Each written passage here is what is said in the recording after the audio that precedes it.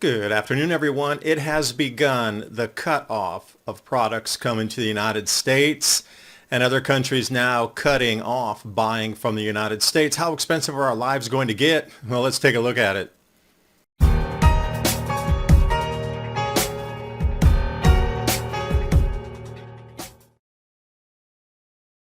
And a glimmer of hope, if we do get a large Carrington event, I guess we won't have to talk about this any longer because everybody will be in the same boat around the planet. But until that time, this is a composite image of the great solar eclipse of 2024. It was about 32 images overlaid on top of each other, and this is what we get. Dolmens, well, we need to run to those. Those don't rely too much on tech, and they've been here for thousands of years. They shall remain thousands more after our fragile circuitry is gone from the planet, ground back to dust.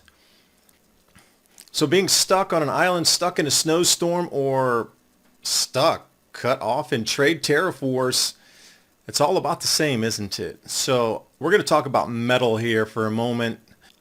And what China just did to the United States, all the metal we mined in 2022, just a great graphic here to show you industrial metals, precious metals, rare earth metals, and then the big one on the left there, iron ore. But if we roll all the way down to technology and precious metals on the right side there, you'll see where it says gallium, 550 tons, that's it. That's for the entire planet. Most of that comes from China. And if we work our way up through at the very top row there, rare earth oxides, 300,000 tons, but again, predominantly mined in different countries outside the United States.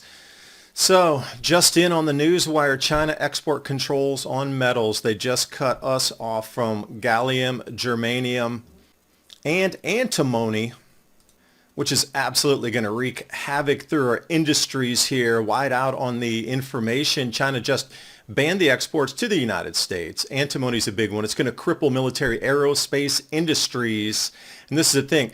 Trump was saying, you guys do your BRICS nation thing and we're going to put 100% tariff on you. Well, BRICS is pretty well aligned already.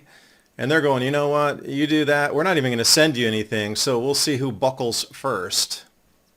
And if you thought things were getting expensive already, you've seen nothing yet. This, I was shocked. So I looked into gallium, and here you go. This is products, machinery, technology that needs that one single metal.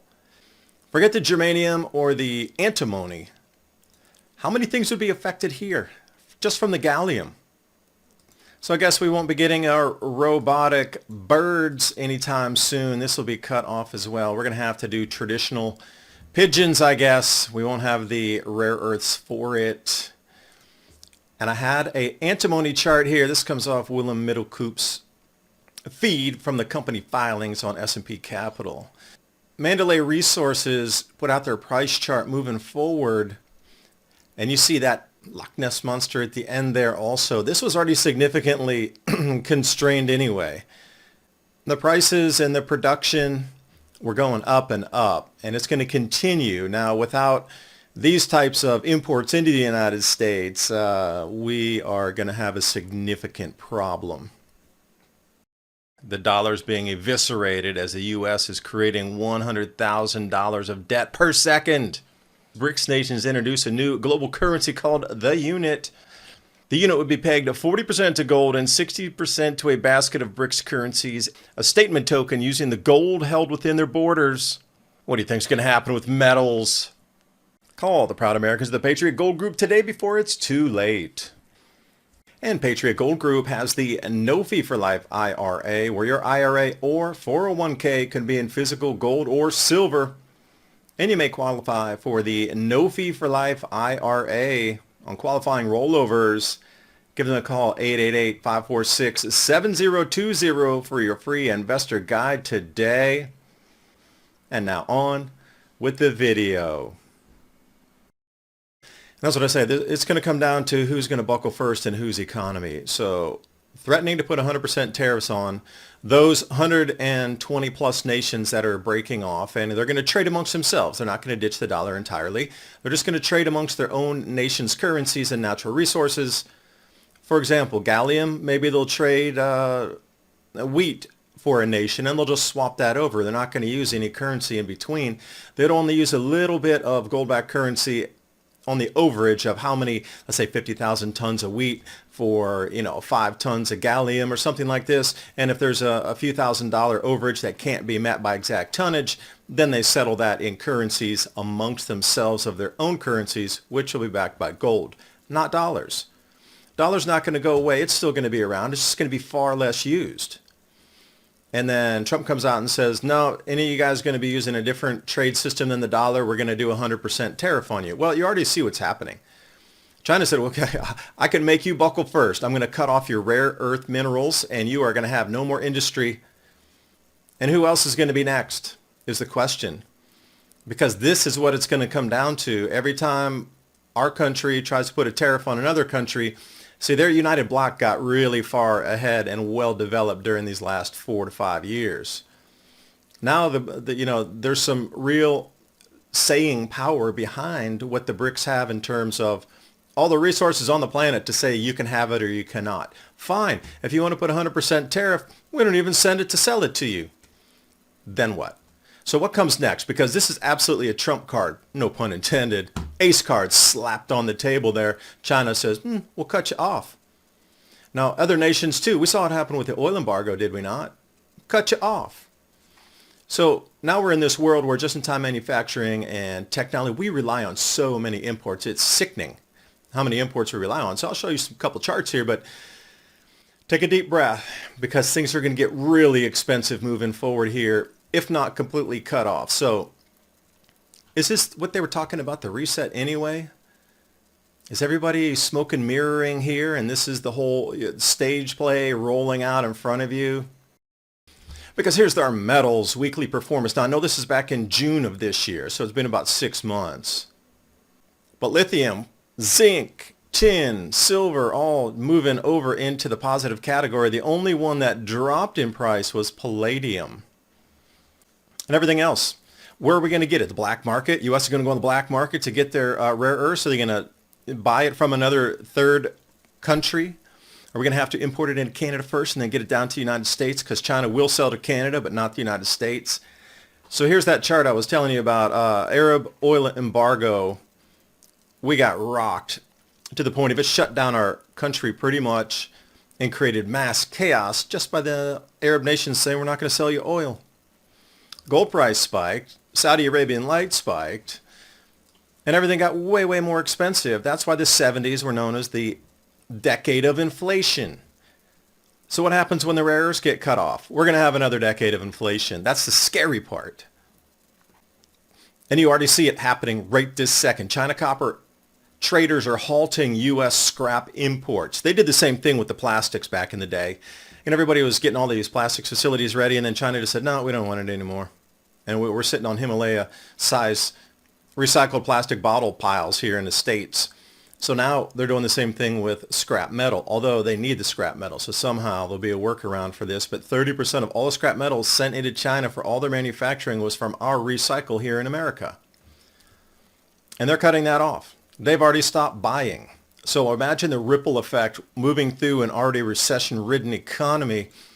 And here's your copper production for last year. They won't have today's stats until 2025 sometime. I see us, the United States, way up at the top left. What do you see elsewhere? Chile, Peru, China, Indonesia, Congo, Zambia. Those are all BRICS nations. Russia. Who has the power? They control the resources. You might control the money for a minute, but if the resources stop coming, that's going to be a problem. Which brings me to the biggest U.S. importers and exporters. Do you shop at any of these places? Walmart, Target, Home Depot, Lowe's, Dole Foods, Samsung. They're going to be absolutely affected first. And who's the exporters over there? Koch Industries, International Paper. These are made. What if this stops and our sales markets just get dried up too? Because they're like, no, we don't want any American products anymore. We'll get it from elsewhere. But as we move over to which countries are net exporters and importers, see that big old red line at the bottom? That's us. That's dangerous, and that is no way not going to feel the pain when these countries start cutting off are imports. Our Achilles heel is that big line right there. Yeah, I know America's got a great market and a lot of companies want to sell into it, but if you finally have a chance to slay the monster, these countries might decide to go through a little bit of pain economically too to get rid of that behemoth war machine over the planet. You never know. So does this bring us to the dark winter script, where everything's the good guy, the bad guy, and then somehow it just goes wrong, but everybody was really in on the stage play? Hey, it's live theater for the masses. And this is the world we're living in. Hazy illusions of half-truths. The periphery sometime can get involved to be the main players. And right in time for 2025, we are absolutely seeing the shutdown of our world. This trade tariff thing disguised as a trade tariff is absolutely going to shutter business across G7 nations, America to start, but that ripple effect, as you see the importers and exporters, it's going to ripple around the planet, and those with the natural resources are going to control the future. Yeah, money's something to think about, but the resources, without our food, without the metals, we don't have a technological society. And how long before everything we have is outdated because we don't have any new devices? You think that phone from 5 years ago? Oh, they already turned it off. They brick everything because they want you to buy the new. Our landfills are filling up with e-waste. But hey, buy two. It's Christmas time. Oh wait, cow farts. Sorry, mixed messaging. And Ransom God on himself talk more about this every Thursday night, 10 p.m. to midnight, Revolution Radio and the Civilization Cycle podcast, 30 minutes, dissecting how we think the world's going to move to next. And the metals is going to play a huge part in how we see the future. And please join us on TikTok also if you want to check out these videos 1 minute at a time. We're putting the shorts up there at Civilization Cycle. Come and join us. I appreciate your time. Hope you got something out of the video. Bye for now.